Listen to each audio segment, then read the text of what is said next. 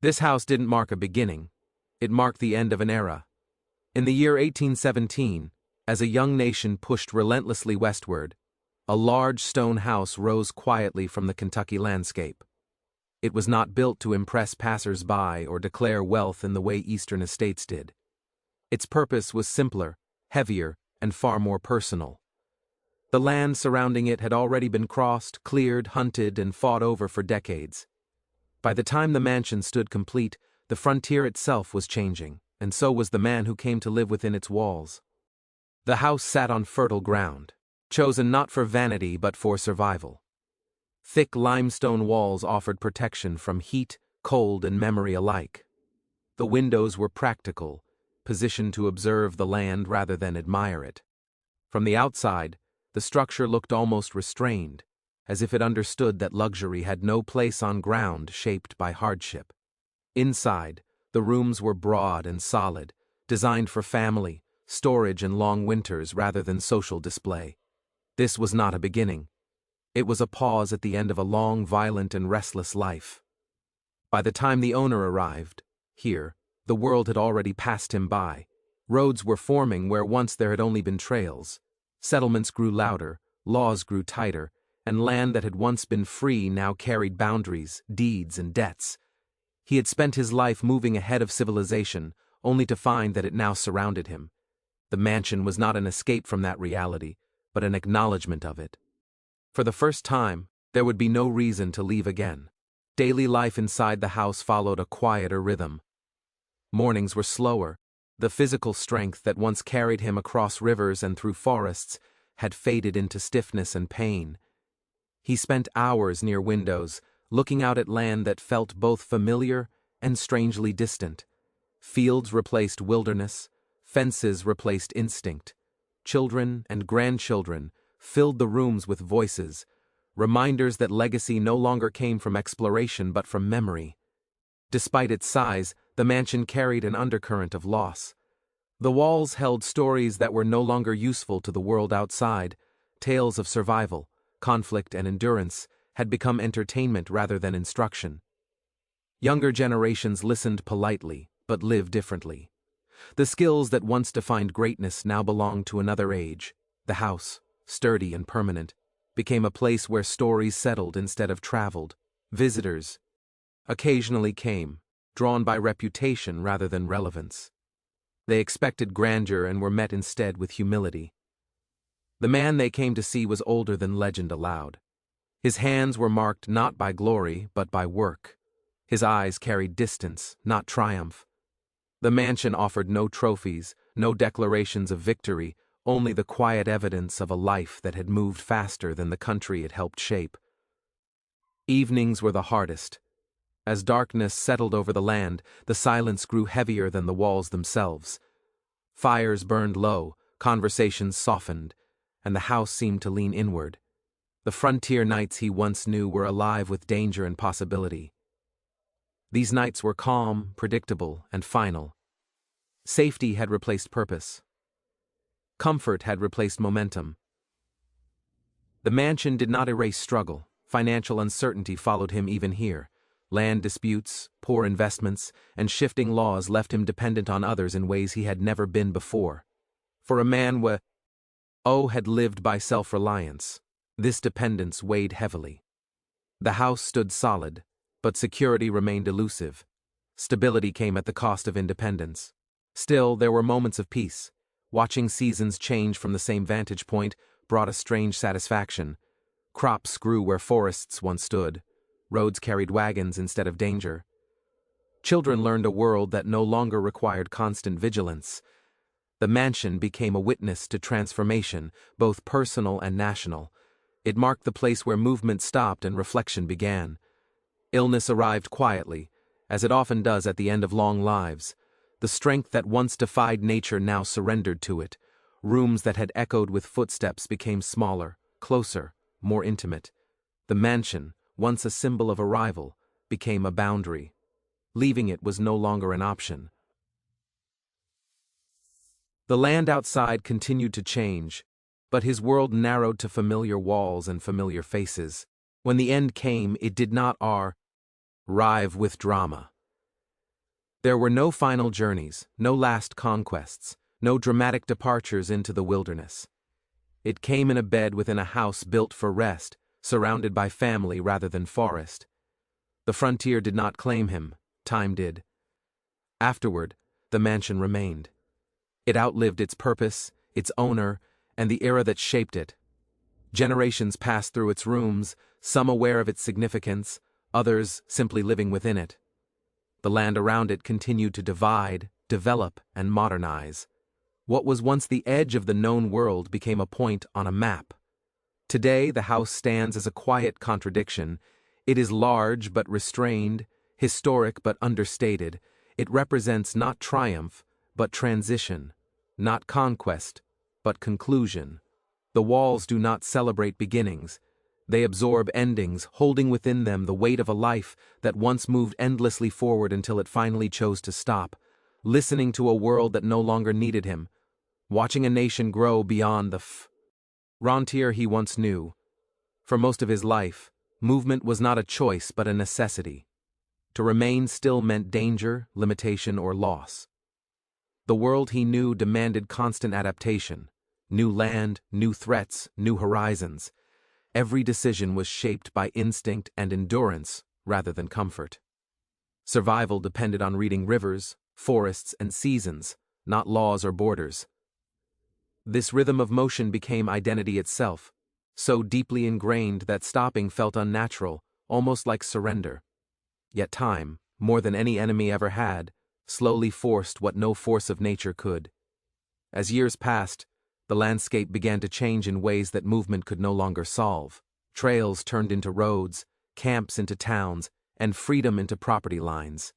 The skills that once defined worth became less necessary as communities replaced solitude. Where independence had once been essential, cooperation and structure took its place. Progress followed closely behind, reducing the space where instinct mattered more than rules. For someone shaped by uncertainty and exploration, this new order felt confining, even as it promised stability. Age arrived quietly, without ceremony. Strength faded first, then speed, then resilience. The body that once carried itself across unforgiving terrain began to resist effort. Each step demanded more thought than before. Long journeys were no longer possible, and the idea of starting over in a new place lost its appeal. What had once been thrilling now seemed exhausting. Movement, once synonymous with life, became a risk rather than a solution. The decision to settle was not driven by ambition or comfort, but by inevitability. A permanent home represented acknowledgement rather than desire. Thick walls replaced open skies. Familiar rooms replaced endless routes. For the first time, the world outside no longer needed to be chased or escaped. The land no longer represented possibility. It represented memory. The house stood as a boundary between what had been and what could no longer be. Inside, life slowed to a pace dictated by routine rather than instinct. Days followed predictable patterns. Meals happened at set times. Conversations replaced vigilance. Family filled the space once occupied by silence and alertness. The presence of others brought warmth, but also highlighted change. Younger generations lived without the weight of constant risk. They inherited safety rather than earning it. Their world did not demand motion to survive, only patience to grow. This shift carried a quiet sense of loss. The ability to move freely had once defined existence. Stopping meant watching instead of acting. Stories replaced experience. The body rested, but the mind remained restless, replaying landscapes that no longer existed. Rivers crossed long ago continued to flow only in memory. The frontier, once alive and immediate, became distant and abstract, its dangers softened by time and retelling. Yet stillness offered something movement never had: perspective. From a fixed point, the transformation of the land became visible. Seasons returned in predictable cycles. Fields replaced forests. Roads carried life where once there had been silence. Progress, once something to outrun, became something to observe. The world no longer needed to be conquered. It needed to be understood. The permanence of the house reflected an internal shift as well. Survival was no longer the primary goal. Endurance had given way to legacy. The focus turned inward, toward family and memory rather than expansion. Lessons once taught through action were now passed through words. Skills were no longer demonstrated but described. Identity transitioned from participant to witness. Stillness also brought vulnerability. Dependence replaced self-reliance in subtle ways. Others took on roles once carried alone. Decisions were shared, control softened. For someone shaped by autonomy, this change was difficult, even painful. Yet it was unavoidable. The world had grown larger than any one person, and the pace of change outmatched individual will. The final pause was not defeat but completion. A life defined by motion reached its natural limit, not in chaos or conflict, but in calm. The house became a final marker, not of surrender, but of arrival. After a lifetime of moving ahead of the world had finally caught up. The frontier no longer needed to be faced, crossed, or escaped. It had been absorbed, settled, and transformed, just as the restless life that once defined it had been slowly, quietly brought to rest. The house did not rise from convenience or luxury, but from intention. Every stone, beam, and wall reflected a world where survival demanded permanence once movement was no longer possible. Built at the edge of civilization, it stood as a contradiction, solid and enduring in a landscape once defined by uncertainty. This was not a frontier cabin meant to be temporary, nor a symbol of wealth meant to impress. It was something far rarer, a statement that the chaos of the wilderness had finally given way to order, and that endurance had earned the right to rest. The structure itself revealed this transition. Thick stone walls spoke of protection rather than mobility. Dual layers created insulation against harsh seasons, separating the interior from the unforgiving elements outside. This was a home designed to last through winters, storms, and time itself. Unlike the lightweight shelters of earlier years, nothing about this place suggested impermanence. It was built to stay, even when the people inside could no longer adapt as quickly as the world around them. Inside, craftsmanship replaced improvisation. The woodwork showed patience and precision rather than urgency. Black walnut and oak were shaped carefully, their natural strength transformed into beauty. These materials were not chosen for speed but for longevity. Every doorframe, cabinet, and beam reflected hours of deliberate labor. This was the work of hands no longer racing against danger, but working within safety. The house became proof that survival had evolved into stability. The layout of the home mirrored shifting priorities. Rooms were designed for gathering, conversation, and continuity. This was no longer a place for constant vigilance, but for shared life. The drawing room served as a space for memory and connection rather than defense. Stories replaced warnings. Laughter replaced silence. The house absorbed the sounds of generations, becoming a vessel not just for living, but for remembering. Fireplaces, once essential tools for survival, took on a new meaning. They became centers of warmth rather than necessity, places where time slowed. The act of sitting beside a fire no longer signaled preparation for the unknown ahead, but reflection on what had already passed. Flames illuminated faces instead of pathways. Heat was comfort, not survival. The house redefined the role of these elements, transforming tools into symbols. Even the imperfections told stories. Scars from fire, restoration, and repair became part of the structure's identity. Each alteration reflected changing needs across decades.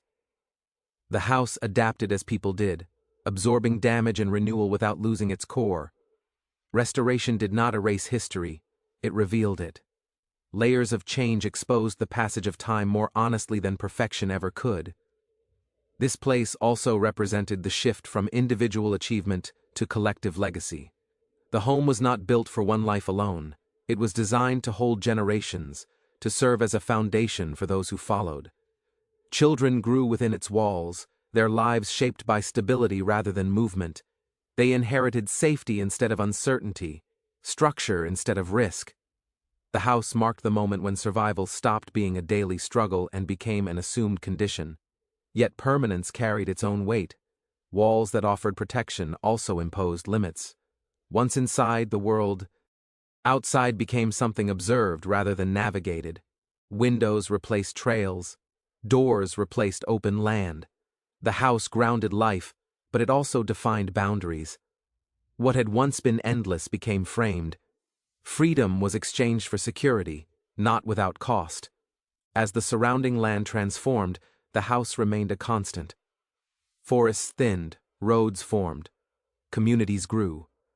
Where isolation once dominated, connection followed. The home stood quietly through these changes, a witness to progress rather than a participant. It did not expand outward, it endured inward. Its role shifted from shelter to symbol. Ultimately, the house embodied a turning point not just for one life, but for an era. It marked the moment when the frontier stopped being a place to outrun and became a place to inhabit. Stone replaced motion. Memory replaced exploration. The structure held within it the evidence of a world closing one chapter and opening another, preserving the moment when uncertainty finally gave way to permanence. Time did not freeze within the walls of the mansion, it settled there. As years passed, the house became less a personal refuge and more a silent observer of transformation. What began as a place of retreat gradually turned into a landmark shaped by memory rather than presence. Footsteps faded, voices softened, and rooms once filled with daily life learned the language of stillness. Yet even in quiet, the structure continued to speak, not through sound, but through the weight of what had been lived inside it.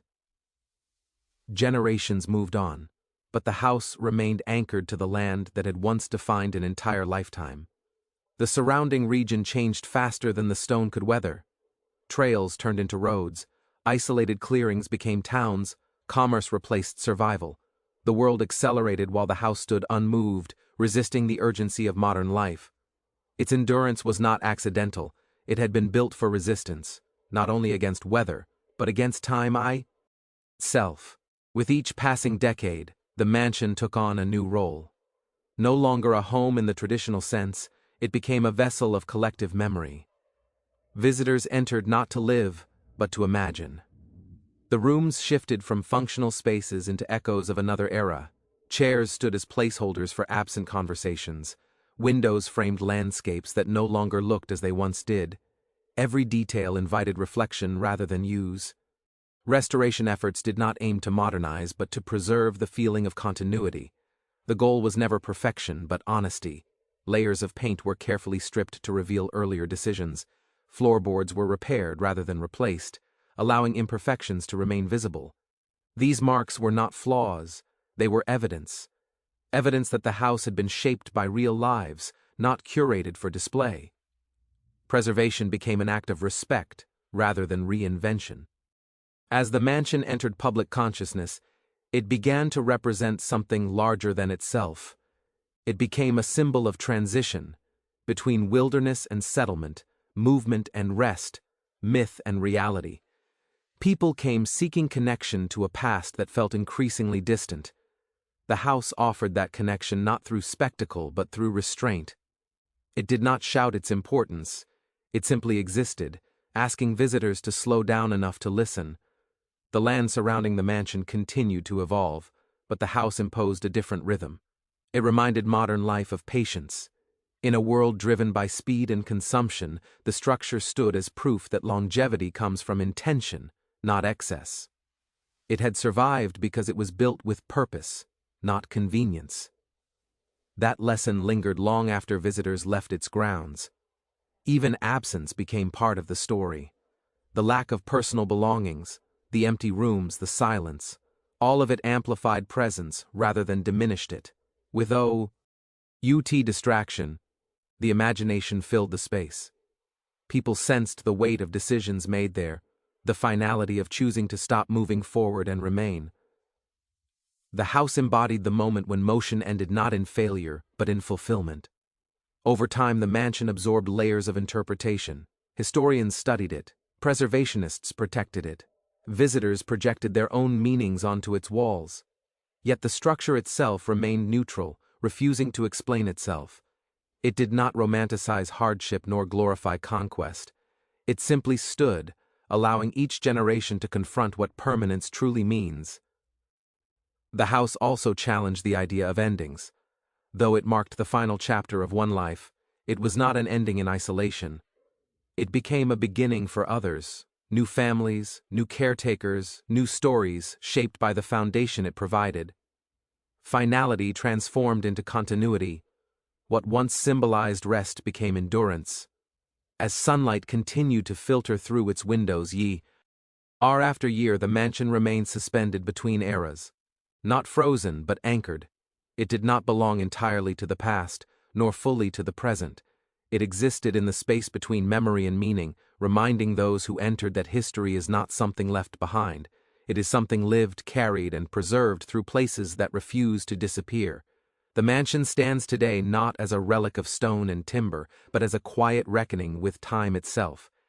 It represents the moment when a life defined by motion, risk, and uncertainty finally chose stillness, and in doing so reshaped the meaning of success. This house was never about grandeur or legacy in the traditional sense. It was about arriving, about the rare human decision to stop chasing the horizon and instead claim a place within it. Within its walls, the restless energy of an earlier world dissolved into reflection. The structure absorbed the weight of experiences earned far beyond its foundations, turning survival into memory, and movement into meaning. As generations passed, the mansion became more than a home. It became a threshold between eras, preserving the instant when the frontier ceased to be a destination and became a past. Its endurance reminds us that true permanence is not built through conquest or expansion, but through intention and restraint. While landscapes transformed and civilizations accelerated, the house remained steady, holding its ground against both decay and reinvention. It invites us to consider what it truly means to endure, and whether the greatest legacy is not how far one travels, but where one finally chooses to remain. In the silence of its rooms and the stillness of its walls, the mansion continues to whisper a timeless truth. Every journey, no matter how vast, is ultimately defined by the place where it comes to rest.